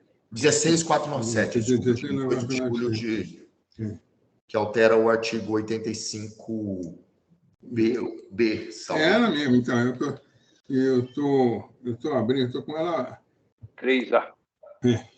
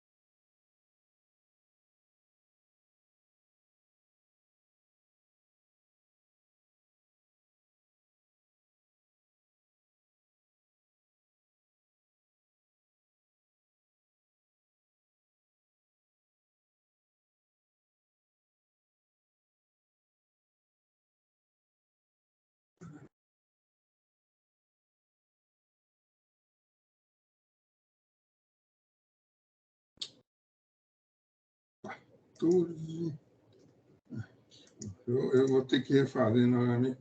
Eu não consegui abrir meu arquivo, não sei porquê. É o 3A, do inciso 3º, entrega remessa, estocagem de depósito, multiplicar 35% do valor aplicável ao contribuinte proibido de entrega e remessa de mercadoria.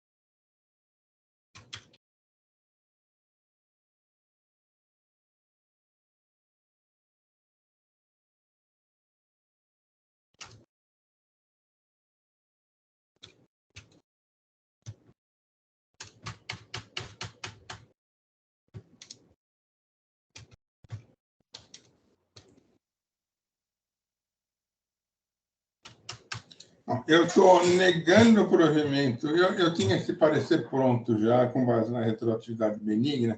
Eu não sei por que eu não sei onde eu pus ele. Ele tinha que ser nas minhas ferramentas.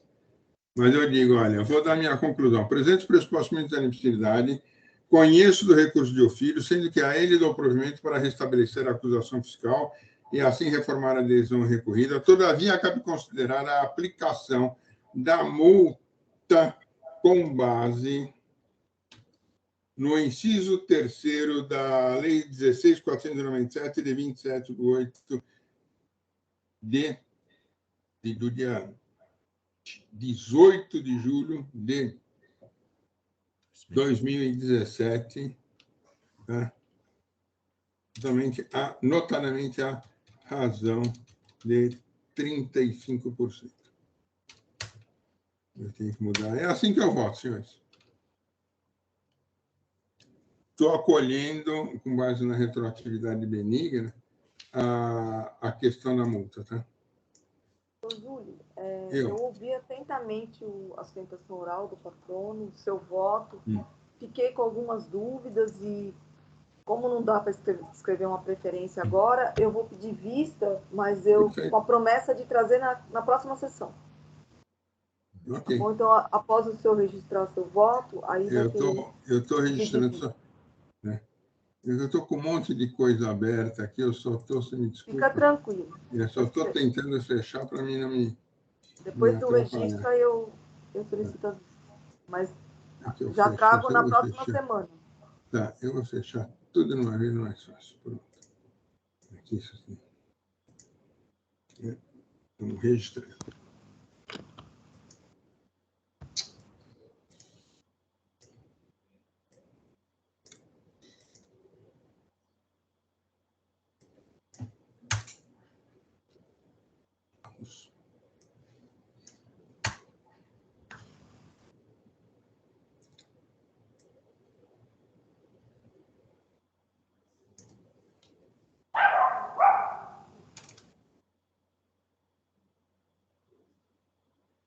Nossa, meu voto ficou grande, para mim tirar ele lá do original, está demorando. Estava no sistema já, né? Então, eu sempre deixo ele no sistema.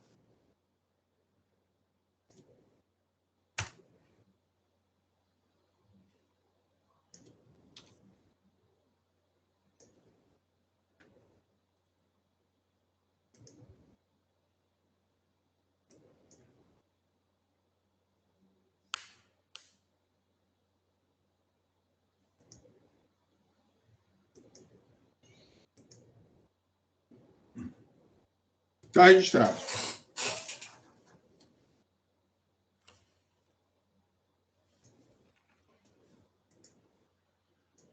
E eu imaginava que, por conta daquilo que foi legal, alguém ia pedir vista.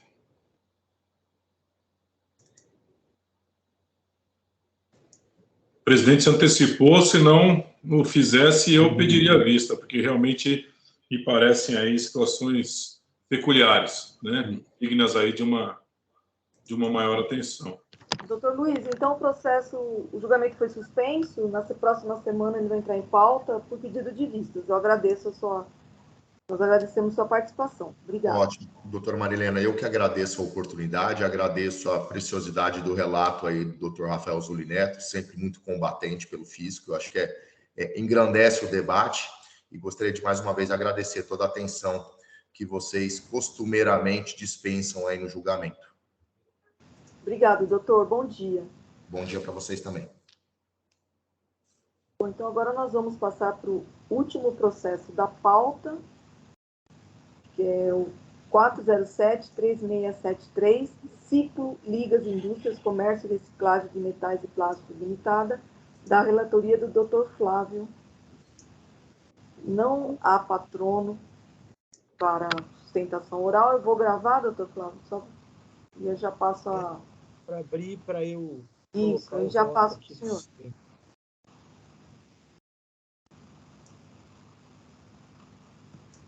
Já está liberado, doutor Flávio. Obrigado.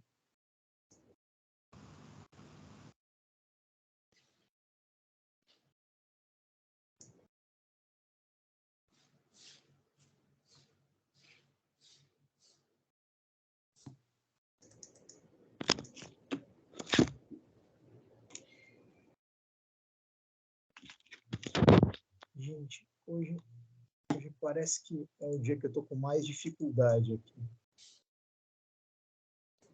Tanto do sistema quanto minha, pessoal. Deixa eu colocar o sistema.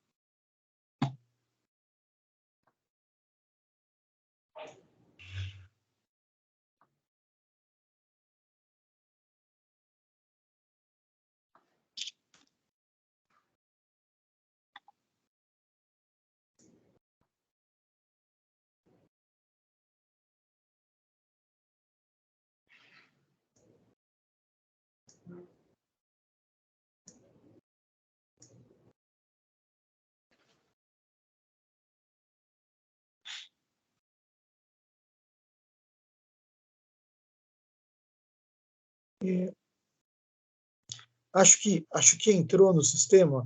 Senhora presidente, eu vou ler o relatório antes do voto para as pessoas que nos acompanham entenderem do que se trata. Perfeito, doutor Flávio. Pode são 8, um processo cheio de idas e vindas.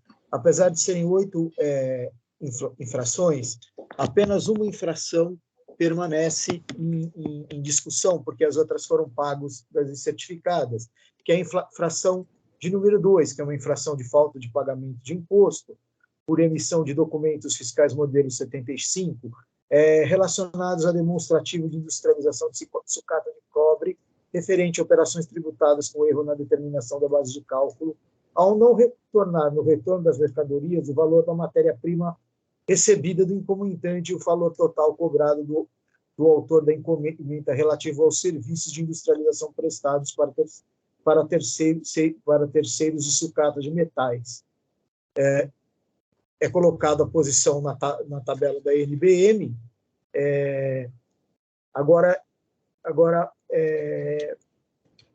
a primeira instância administrativa manteve o feito, julgando procedente o AIN em relação ao item remanescente.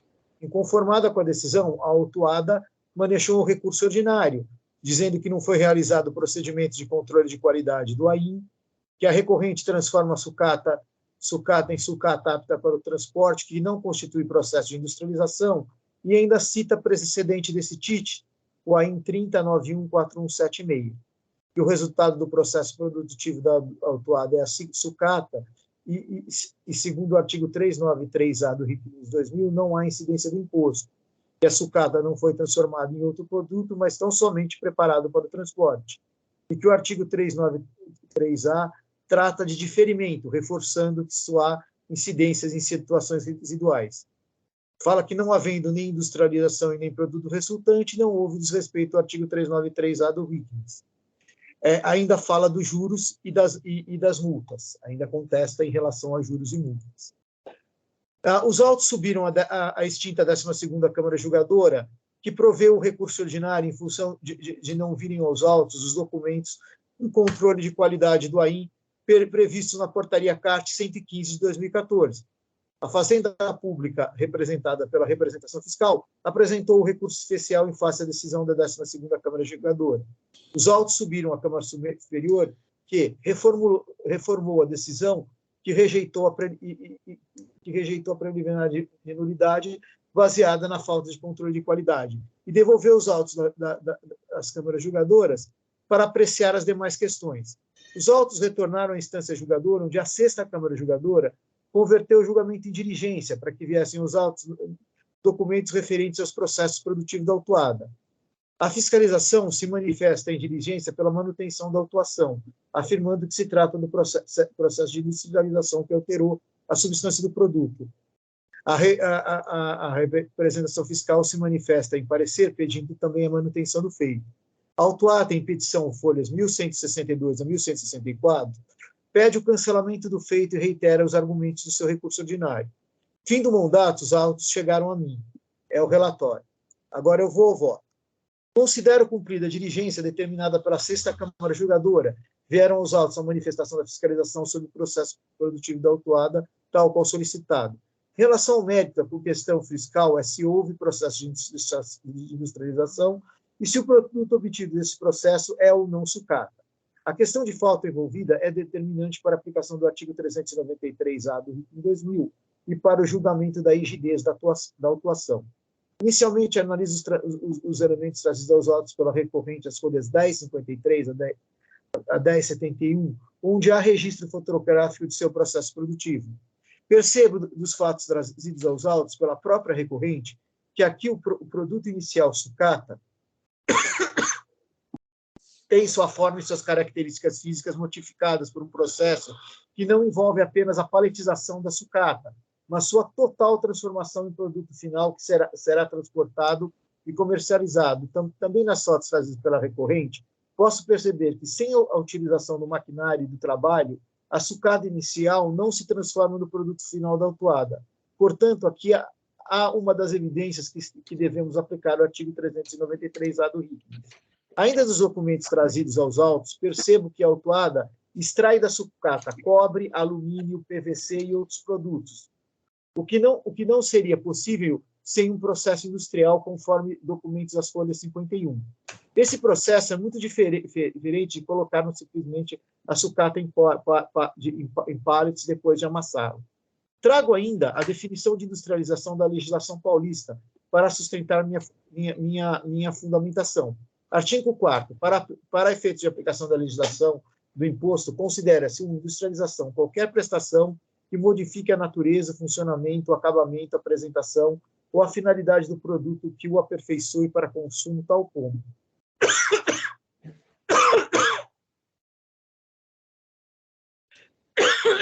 apresente grifos itens D e E. Que importe a alteração da apresentação do produto pela colocação de embalagem, ainda que em substituto ao original, salvo quando a embalagem aplicada destina-se apenas ao transporte da mercadoria, acondicionamento ou recondicionamento. Que executada sobre o produto usado ou partes remanescentes do produto deteriorado ou inutilizado, o renove ou restaure para utilização, renovação ou recondicionamento. Grifos são nossos. Assim sendo, aqui estamos diante de situação em que se infringiu o artigo 393-A do RIC. Artigo 393. Cito o artigo 393 do RIC. Observo que, sendo tributadas as mercadorias, por estarmos diante de processo de industrialização, houve indevida redução da base de cálculo, vez que as mercadorias são classificadas na posição 7404.00 da NCM. As próprias notas fiscais dos encomendantes reforçam esta tese, pois nela consta a CFOP 5901, remessa para industrialização por encomenda, classificando nesse código as remessas de insumos remetidos para industrialização por encomenda, a ser realizado em outra empresa ou em outro estabelecimento da mesma empresa, como bem aponta no parecer a de representação fiscal, as folhas 1011 e 12. Em relação aos juros, está válida vigente esse caso a súmula 10 deste tribunal. Cito a súmula 10. Em relação à multa, esta é adequada para coibir a infração que comina, mas mesmo que assim não fosse, não pode o julgador, na esfera administrativa, negar vigência à multa prescrita em lei com base em princípios constitucionais, como proporcionalidade, razoabilidade e não confisco, em especial após a vigência da Lei 13.457 de 2009. Quando ao pedido de redução ou relevação da multa, este não pode ser atendido, vez que falta pressuposto objetivo de aplicação do artigo 527-A do RIC de 2000, pois a presente inflação implica a falta de pagamento de imposto. Por tudo que foi dito, conheço e não nego provimento ao recurso ordinário.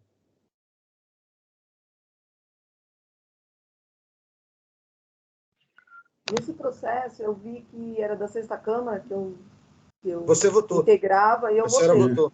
Eu votei contra, mas depois o doutor Juliano pediu, porque por conta da prova que não estava bem produzida, né? Porque não tinha prova de um outro processo que a própria empresa tinha sido parte e no outro processo tinha sido julgado diferente, porque a prova naquele estava melhor. Então, agora voltou com a prova produzida, né? Então, eu acho que é um caso de analisar. Presidente. Oi. Desculpa, Se a senhora me permite, até me antecipando, eu vi aí as idas e vindas do processo, especialmente uma ordem de serviço que consta das folhas 1050, que é o cumprimento da diligência, né? Vocês me escutam? Sim. Escuto, estou ouvindo perfeitamente. As folhas 1050 que eu estou aberto, na sequência, o contribuinte cumpre essa diligência, trazendo ali, preenchendo os 3 itens, né? Descrever o seu processo produtivo com fotos, tal, esclarecer o fluxo, informar as operações com cartas dos clientes, tal. Eu vi que ele junta, são 4 PDFs, 3 deles são só declarações de notas, declarações dos clientes, portanto, preencheu ali, mas o PDF número 1, ele vai trazer aqui algumas fotografias, tal. Eu confesso que eu não estou convencido que isso aqui é industrialização, não.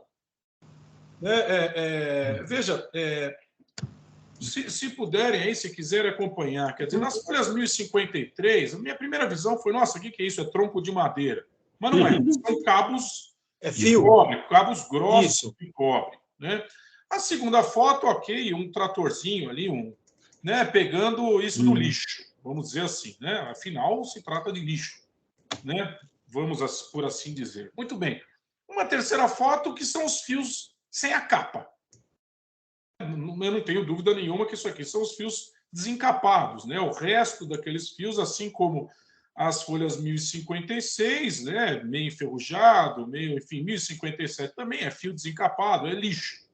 Né? Cabos, na verdade. Eu falo fio, mas é cabo. Eu não tenho a precisão dos termos aqui. A 1059, ainda alguns cabos cheios, vamos dizer assim. Né? Na sequência, cabos. Depois, cabos. Depois, os cabos grossos. Vamos dizer, novamente, as folhas 1062, os cabos grossos. Muito bem. Na 1063, me parece os restos desses cabos, quer dizer, essas capas, né, que foram tiradas ali. Aí os cabos todos picados, coloridinhos, mas enfim, deve ser outro tipo de cabo. E depois, de um lado, cabos descascados, aí uma montanha de cabos, e do outro lado da foto da 1065, eles paletizados, quer dizer, prensados, amassados e transformados em pacotinhos pequenos, é o que me parece. A foto da sequência também, cabo, uma montanha, um sem tamanho de cabos, e finalizando aqui esses cabos amassados aqui, paletizados, com todas as veias de uma primeira impressão. Isso não me parece industrialização. Exceto se for acondicionamento. Se você quiser entender que foram acondicionados. Agora, daí para se entender que houve industrialização e, portanto, tributação, vamos ver a última, só se todos estiverem aí, só a foto de folhas 1071 é cabo amassado, gente. Paletizado ali. Parece, mas não é. Sem dúvida. Então, presidente, com todas as vênias aqui do relator, se não fosse incomodar, eu vou pedir vista, porque me parece alguma coisa divergente, e eu já votei caso assim, eu não sei se da mesma empresa, eu procurei rapidamente no meu arquivo, de ciclo ligas não foi, pelo menos não nesse arquivo que eu tenho aqui. Mas em caso assim, já dei um entendimento no sentido de que não é digitalização. Então, se for me permitir, eu vou pedir vista. Tá bom. Eu realmente não estou convencido. Não sei se a representação teria algum argumento mais sólido para me o que esse cara faz é o seguinte: ele separa o cobre do PVC. E aí ele vende os dois. Por quê? Quando você tem um cabo, ele é cobre dentro e PVC na capa. Exato. Ele separa e faz 2 outros produtos, cobre de um lado e PVC do outro. Mas ele não faz produtos. Esse é um processo que alterou a substância do cabo com PVC. O cobre, veja só, doutor Flávio, o meu pouco convencimento é justamente essa sua ponderação, que é legítima. Ele faz 2 produtos. O cobre já está feito com PVC. Se você tiver a definição de industrialização do artigo 4º, é esse. Se você tiver aquela definição de industrialização lá da economia industrial, não. Mas se você tiver a definição de industrialização Aqui do tributário do capítulo 4, o cara transformou o produto, ele alterou a qualidade. Então, eu não acho que ele transformou. Ele tinha lixo de cobre, de PVC com cobrezinho dentro e transformou em duas coisas servíveis. Uma montanha de cobre e uma montanha de polímero. Eu não acho que isso é transformação. Eu acho que ele separou o que era PVC de um lado e o cobre do outro. O cobre já era cobre, não perdeu a sua natureza de cobre, não se modificaram as propriedades nem físicas nem químicas do cobre. O fio com ele dentro tem propriedades diferentes de cada um isolado. E o PVC também não, o cara tirou. Por isso, essa minha dúvida, mas eu não estou dizendo que o senhor está errado, nem mas que eu vou discordar. Eu só tudo bem, é como diz o outro lado. Tudo é uma questão de premissa, né? Se eu posso apenas... Claro, pode falar. Uma questão que eu acho que é importante é que, na verdade, essa autoinflação discute a redução da base de cálculo na industrialização, e não se houve ou não industrialização. Né? E que seria o produto que está sendo, que não caberia a redução. Tanto que o próprio contribuinte destaca na sua nota, pode olhar a nota 1097, por exemplo, que é na nota da própria Cicloliga, retorno de mercadoria utilizada na industrialização, e que ele destaca lá numa parte delas, ele destaca inclusive o CMS com a redução de base de cálculo. É essa redução aí que está em discussão também. Então, é a questão se é produto final industrializado ou se é sucata. Exatamente. Então. Eu realmente... a dúvida que ficou... A autuação pode falar, é de redução indevida. Só que no recurso ordinário dele, uma das argumentos dele é esse que o doutor Argos discordou de mim. Um dos argumentos dele é que não há nem tributação porque não há industrialização. É um dos argumentos do contribuinte no recurso ordinário dele. Agora, o que a fiscalização e a representação fazem para rebater? Ele fala, não, você na sua própria nota admitiu a industrialização, porque você colocou na CFP 5901. Vamos olhar isso com um pouco mais de uma lupa um pouco maior. Eu me comprometo a trazer o mais rápido possível, não sei se na semana que vem, que a gente já quer trazer as vistas, né, passadas, então acho que não. Tem que colocar a minha também. Então, doutor Argos, o senhor já requereu a vista? Já. Vamos aqui para mim, sim. É um dos argumentos do caso, não.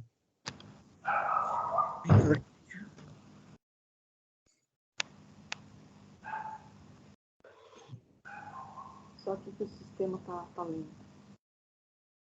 Então, o processo saiu em vistas para o doutor Argos. Eu devolvo rápido, gente. Eu não quero atrapalhar a produção de ninguém, pelo amor de Deus. Nem prejudicar o contribuinte com qualquer demora. Não me preocupo muito com isso, não. Dá sua o negócio. Eu não me digo.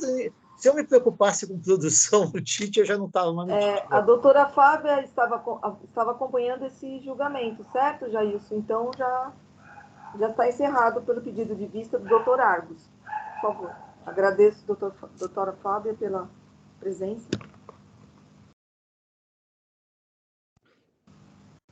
Só para a gente encerrar o julgamento. Sair da sala, por favor.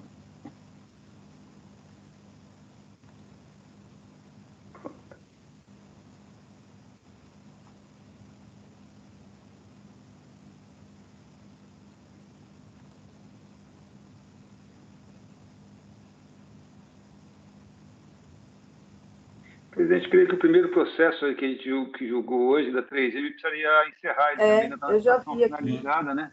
Eu tinha clicado, mas não tinha entrado. Agora não está entrando, okay. Né? Agora aqui, para mim, ele está aparecendo como encerrado. Eu encerrei. Está tudo bem. Então, vamos isso. Em função disso, encerramos a sessão de julgamento da 4ª Câmara do Tribunal de Impostos e Taxas, do dia 13 de abril de 2022. Jailson, você pode encerrar a gravação, por favor?